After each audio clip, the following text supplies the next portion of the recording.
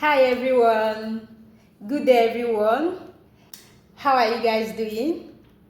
Okay, today I want us to talk about family. What do we call family in Igbo language? And what is family all about? Okay, stay tuned. Family is ezinụlọ. Ezinụlọ. Gịnị bụ ezinụlọ? Ezinụlọ bụ nwoke na nwaanyị afụrụ onwe ha n'anya, kpebie na ha ga-abịakọta ọnụ, lụọ di na nwunye, mụta ụmụ, zụọ ụmụ ha site n'ịhụnanya, nyere onwe ha aka, kwụnyere onwe ha n'ụzọ ọbụla dị iche iche, mana mma mana njọ, ya bụ ezinụlọ. Okay? When you hear about family, who are your family members? Who and who should you call your family? Okay? Onye na onye bụ ezinụlọ gị? Kedu ndị bụ ndị ezinụlọ gị a na-ekwu maka ya? Ị na-aghọta? Ihe make up ezinụlọ, I have explained that is about two people coming together, agreeing to, marry themselves, support each other, defend themselves, have children, and take care of them. That is the basic explanation of family. All right? Okay. Then there's an ezinụlọ. Inwe ụlọ as a house. You have a n'ụlọ ahụ. Kedu ndị nọ n'ụlọ ahụ? Who are the people in the house? Let's talk about it. Who are the people in the house? Abịa n'ezinụlọ, we have father. Ndị Igbo kpọrọ father, papa. Ụfọdụ kpọkwara ya nna, mother, mama, nne, mother, mama, nne. Child bụ nwa, ya bụ otu nwa, bụ child. Children bụ ụmụ, children bụ ụmụ. Abịazịa, enwe siblings, ụmụnne. Siblings bụ ụmụnne. They are your own immediate family. Okay? Son bụ nwoke. Daughter bụ nwanyị. Son nwoke, daughter nwanyị. Then brother bụ nwanne gị nwoke. My brother, nwanne gị nwoke, nwanne m nwoke.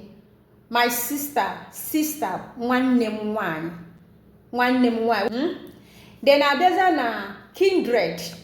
Abịa na kindred, we call kindred ụmụnna.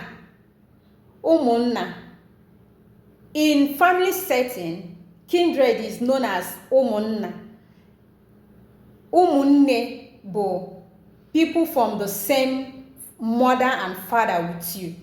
But ụmụnna in this context now is called kindred. Grandfather. Grandfather bụ papa ukwu, maọbụ papa nnekwu, maọbụ nnukwu nna. Grandmother, mama ukwu, mama nnekwu, nne ukwu, nne anyị ukwu bụ grandmother. Grandchild abụrụ nwa nwa. Grandchildren abụrụ ụmụ. Great grandchildren abụrụ ụmụ. Great grandchildren ụmụ. Husband bụ di. Ndị Igbo kpọrọ husband di. Wife nwunye. Okay? In-laws ọgọ. Ndị ọgọ. In-law bụ ọgọ. Mother-in-law bụ nne di. Mother-in-law nne di. Father-in-law nna di.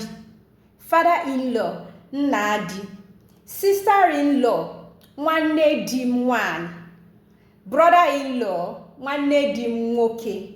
Sister-in-law nwanne di m nwanyị. Brother-in-law nwanne di m nwoke. Step-sister nwa di m.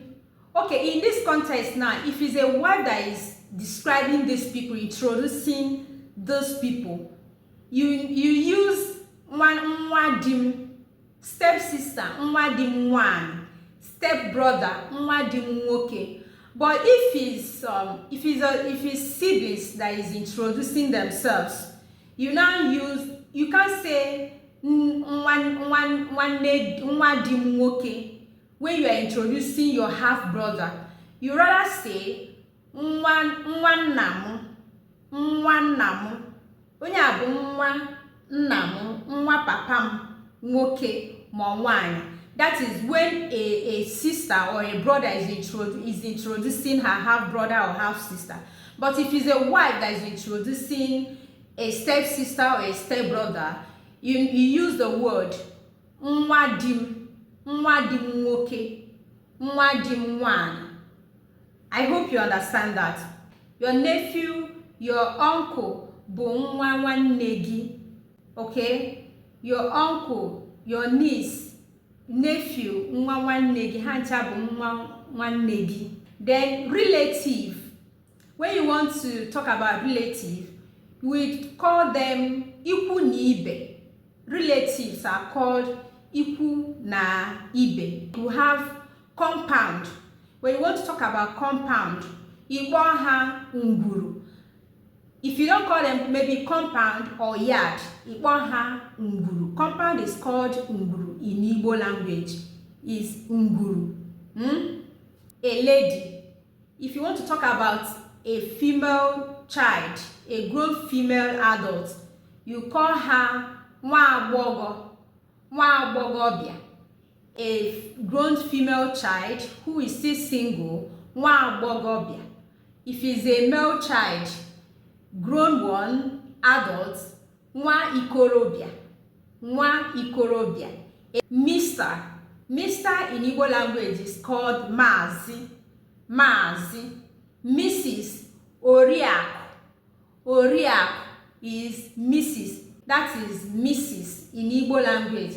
I once said house is called ụlọ. Family is called ezinụlọ. Then when you want to talk about fence, like you want to talk about fence, you call fence ogige. Surrounding. Ikpo ya gburugburu mu, my surroundings, around me, gburugburu mu or okirikiri mu, okirikiri ụlọ anyị, our surrounding, the surrounding of the compound, okirikiri ụlọ anyị, gburugburu ụlọ anyị. Neighbors, agbataobi, my neighbors, agbataobi m. Okay?